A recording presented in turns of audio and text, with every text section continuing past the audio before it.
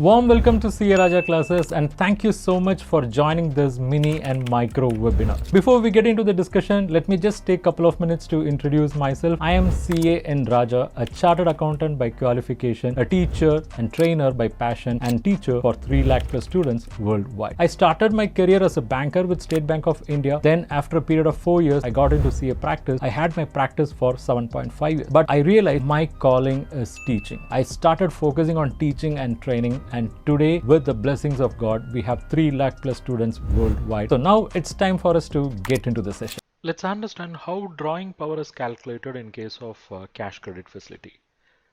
Cash credit facility is basically sanctioned against inventories and debtors. So the inventories have to be divided into 3. It is raw material, work in progress, and finished goods. Then debtors. Now within inventories, the unusable materials or obsolete raw materials have to be excluded, right? So we'll say excluding obsolete or unusable materials. So they got to be excluded, and same is applicable for finished goods also. Now we have to attach the respective value. So let me capture the amount over here. Let's say the value of raw material in stock is 100 million. Work in progress is say 25 million. Finished goods is say something like 75 million. And debtors based on your working capital cycle is at say 125 million. Now the bank will not lend against all these amounts fully, because the bank would expect the owner also to contribute, and that they ensure by having a provision for what is known as margin. So first let's say what is going to be the margin in percentage. The bank will not fund against the entire raw material. Bank would expect the owner to contribute at least 25%. Same is the case for work in progress and finished goods, and that is going to be the more or less a common norm. Okay. Now if the bank is expecting 25% contribution for inventories, when it comes to debtors, bank would expect the owners to contribute even more, because these assets are highly risky than these assets. Of course, it is highly liquid, but it becomes untraceable many times. So bank will not be in a position to lend 75%. It means by having a margin of 25%, the bank is lending 75%, but the bank may not lend 75% against debtors. Bank may lend at a lower rate, let's say 60%. It means the bank would insist on a margin of 40%. So let's calculate the margin amount now. Okay, margin amount. So how it has been done? It's 100 multiplied by 25%, 25, then 25 into 25%, 6.25, 75 into 25%, 18.75, 125 into 40%, it's 50. Now from this amount, if we deduct this margin amount, let me just correct this. If we deduct this margin amount, what we get is going to be advance value. So let me capture that here. Advance value. Advance value is nothing but this amount minus margin. So bank would be ready to fund 75 against raw material, because 100 minus margin of 25. Then with regard to work in progress, they would be interested in lending 18.75. That's nothing but 25 minus 6.25. Against finished goods, it's going to be 56.25. Against debtors, it's going to be 75. So let's total this. It's going to be sum of all this, and total is 225.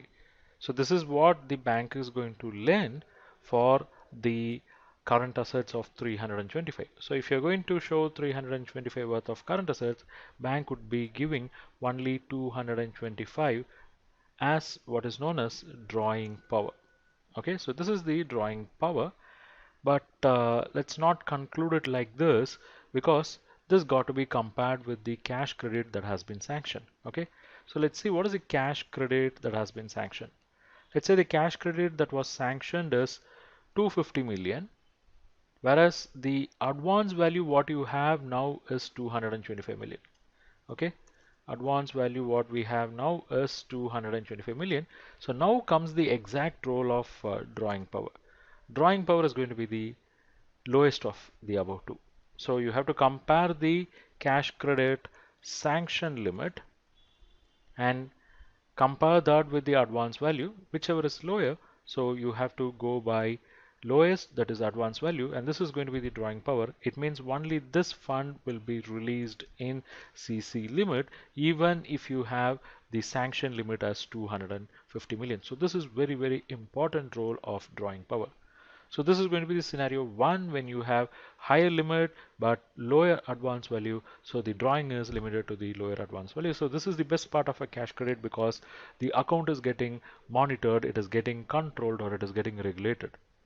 Or just imagine a scenario, let's say scenario 2, okay, this is scenario 1. We'll have scenario 2 where we'll say that cash credit sanction limit is 200 million. Okay, let's say it's going to be 200 million. Then you have advance value. What is the advance value? It is 225 million. So now which amount will be released? Sanction is 200, but advance is greater than the sanction. In that case, again, it's going to be whichever is lower, that is drawing power is going to be whichever is lower, that is it's going to be this 200. So even though if you have advance value, that amount cannot be released because the sanction limit is only 200. So this is the exact role of drawing power. Now in this drawing power calculation, we have to keep two more things in mind.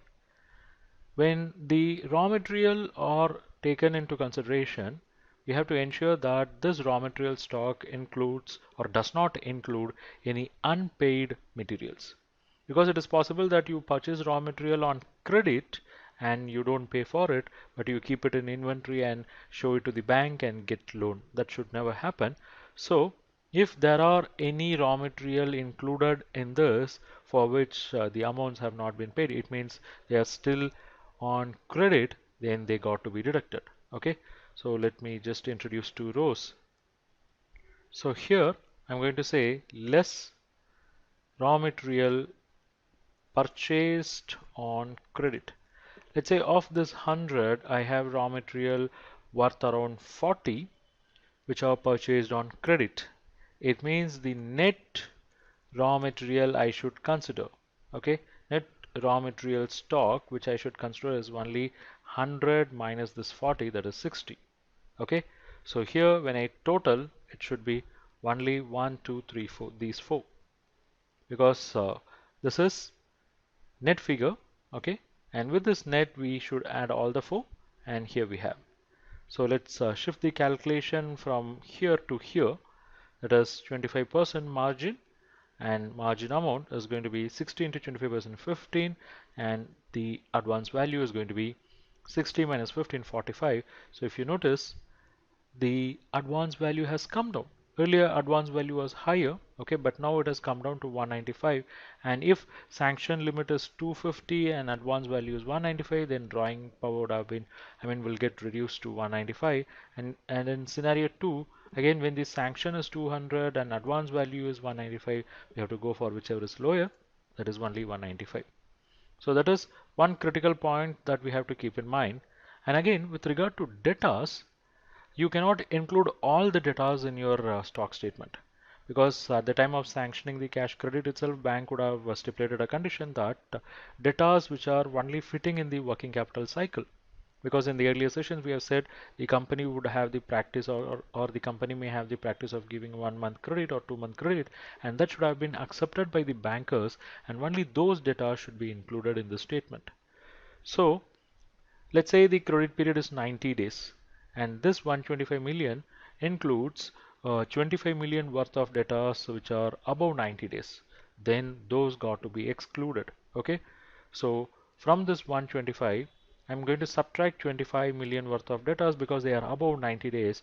Why I'm removing? Because the bank has accepted only 90 days as the credit period. So what is happening here? Debtors is becoming 100, and if you notice, the advance value has come down. Earlier the advance value was 75, but now the advance value is only 60. So accordingly, the advance value is coming down. So drawing power will also come down. Thank you for watching this webinar. I am sure you have derived value from this webinar. And if you wish to learn more, I have some good opportunity for you. What is that? Check out. It is this. Credit and Financial Analysis Mastery course exclusively designed for bankers and for those who want to have bankers' point of view. This is a course which we have developed after a detailed analysis, a thorough discussion with several hundreds of bankers and finance professionals. We have identified what is their exact requirement when it comes to SME and corporate credit and financial analysis. In this mastery bundle, I'm going to give you access to various courses. To start with, we have course number 1, Basics of Credit Analysis. In this course, we have explained the basics of credit analysis through various sections, section 1 to 9. Next comes course number 2, that is how to read balance sheet. In this course, we have explained what is balance sheet, how to read them, how to approach them by using real life financial statements. Then comes course number 3, how to do financial ratio analysis like a banker. In this course, we have explained all critical ratios that are analyzed by the bankers, and we have also explained through case studies. Then we have course number 4, how to do cash flow analysis. So through this course you will understand what is cash flow analysis, how to do a typical cash flow analysis. We have used case studies, and reference to Ind AS is also included in this course. Then we have course number 5, that is how to do fund flow analysis. This is a critical financial analysis tool, and in this course you will learn what is fund flow statement, how to analyze them from banker's angle, how to prepare fund flow statement from academic angle as well. So overall 5 courses, each 1499. So aggregate price should be 7495, but you are not going to pay that. For you it's just rupees 2499 for 1 year access, or rupees 4999 for lifetime access.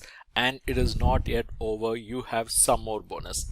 Bonus is course number 6, how to carry out credit risk rating for non-trading entities. These are all the topics covered in this course. Then course number 7, it is how to carry out credit risk rating for trading entities. Not yet over. You also have access to course number 8, that is how to prepare CMA report for bank loans. It's a comprehensive course which will run for 8 plus 5 hours, and you will learn entire CMA report preparation process. And course number 9, how to prepare cash budget for bank loans. Course number 10, how to assess fund-based working capital. So in this course you will understand what is working capital, what are working capital credit facilities and how to assess them, what are the key ratios that are related to working capital, and what are the additional key analysis that will be done by bankers on working capital matters. You will get a comprehensive understanding of cash credit, export finance, and there are certain on-demand videos as well. So 5 plus 5, 10 courses of value close to 15,000 rupees, but you are going to get it for 1 year access rupees 2499, lifetime access rupees 4999. Not yet over. You are going to get access to the 11th course, how to assess non-fund based credit facility. So in this course you will learn about letter of credit, bank guarantee, its assessment as well. Then comes course number 12, how to do term loan appraisal and assessment, because it's a complex process with a lot many technicalities. So this course covers all in detail. And course number 13, basic elements of loan proposal. So how a typical loan proposal will be, what are the basic elements that are covered in this course. And we have course number 14, case study on credit analysis. Various case studies based on practical experience and discussion with various bankers and finance professionals are included in this course. And course number 15, this is about collateral securities, where you get knowledge about collateral securities. So overall it's 15 courses of value close to 22,485. It's 1,000 plus lectures. You can subscribe for 1 year access or lifetime access as you wish. These are all pre-recorded courses, so you can access them anytime as per your convenience. You can access them in mobile app or desktop, and for you the price is not 22,485, it is rather 2,499 for 1 year access or 4,999 for lifetime access. You can check the link in description, where without using any discount coupon code you can enroll at this discounted price, because it's a discount applied link. and not yet over. You're also eligible for some more bonus. The bonus is access to various ebooks and e-resources. You are going to get access to various financial ratios ebooks, financial management related ebooks. You will get access to financial analysis related ebooks, credit analysis ebooks, not yet over. You will also get access to other resources like test series, templates, audiobooks, video books, career guidance material, and a bonus resource. Check the link in description and enroll now.